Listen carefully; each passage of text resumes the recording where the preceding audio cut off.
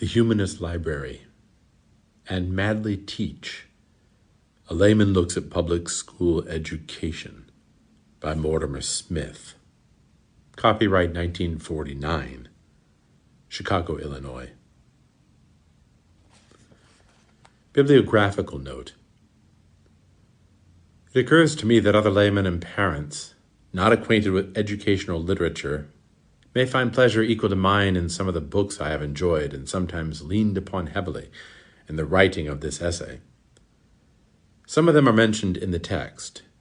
Two in particular I would recommend, without reservations.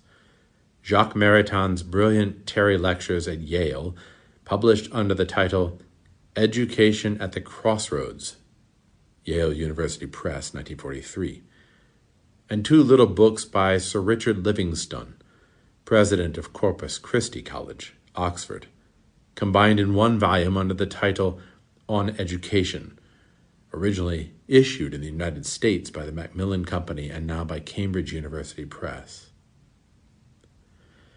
As stated in my text, many of the books by the late Albert J. Nock deal entertainingly and sometimes trenchantly with educational subjects.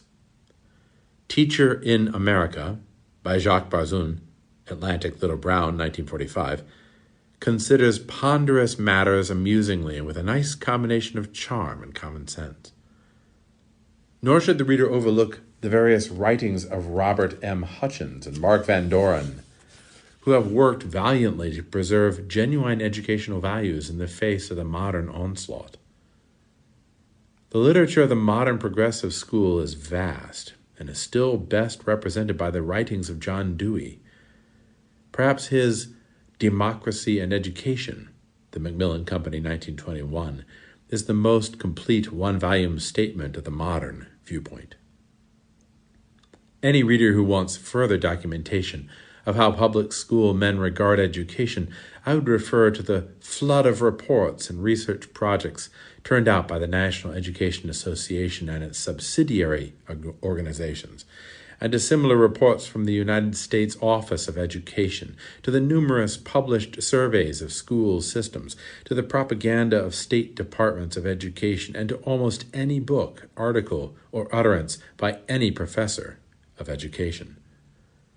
I think the reader, dogged enough to survive the prose style of these outpourings, will agree that I do not exaggerate in insisting that there is an extraordinary uniformity of opinion among public school men regarding the aims and content of education.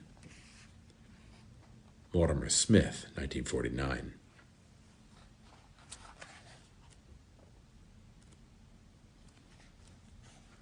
Forward. American education is so defective in theory and practice as seriously to threaten the long continuance of the way of life to further which this nation was founded.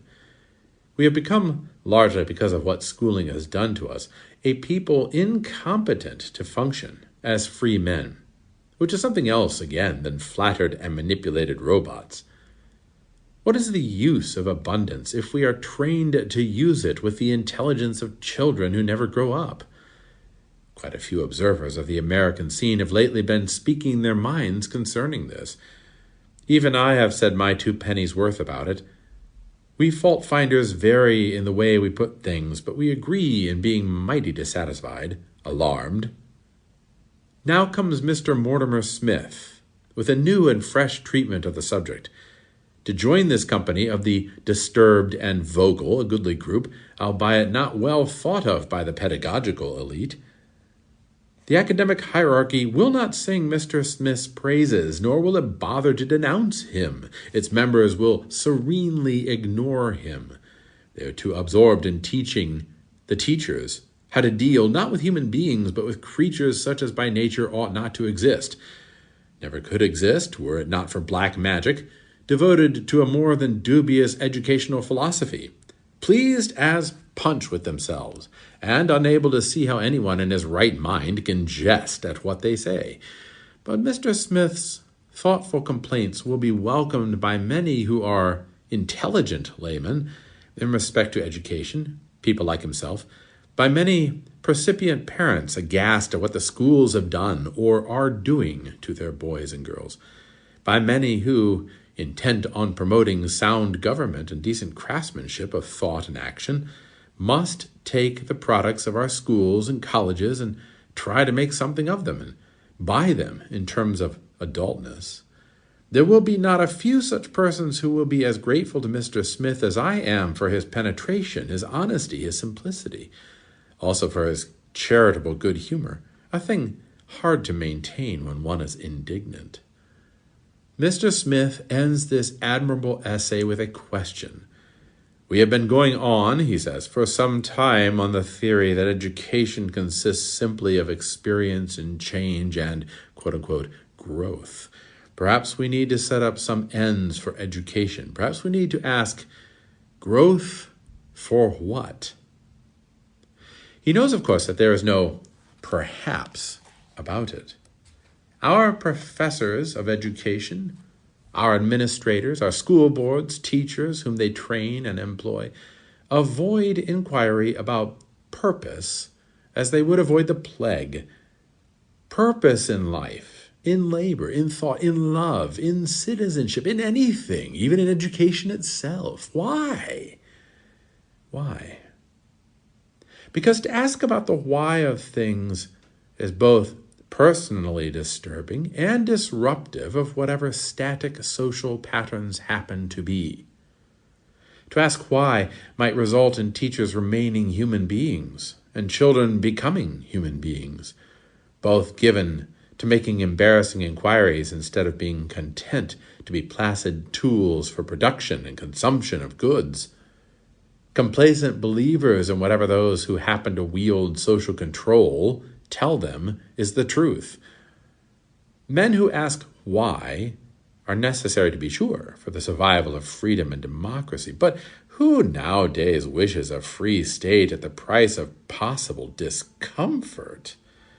Who, for democracy, is willing to run the risk of questioning closely those flattering demagogues who pleasingly blarney the electorate and who give much in bread and circuses? Certainly not the rank and file of hard-headed Americans. The tragic thing about American education is that by avoiding ultimate questions and concentrating on how to get loaves and fishes, the schools and colleges make out of our youngsters precisely what their parents wish them to become. Mr. Smith bids us recognize that the fault lies not in our pedagogues, but in ourselves. Educators are bone of our bone, flesh of our flesh. What he advocates, therefore, is more dangerous by far than communism. The communist is not, as a matter of fact, much of a revolutionist. The communist would only substitute the logical secularism of Karl Marx for the pragmatic secularism of John Dewey. But this man, Smith, is really and truly a revolutionist, comrade to Socrates, to Isaiah and Jeremy, to the Buddha, to the Christian saints. He and the rest of us who toss about this sort of dynamite ought to be locked up. The way things are moving, it looks not unlikely that before too long we shall be. Bernard Iddings Bell, 1949.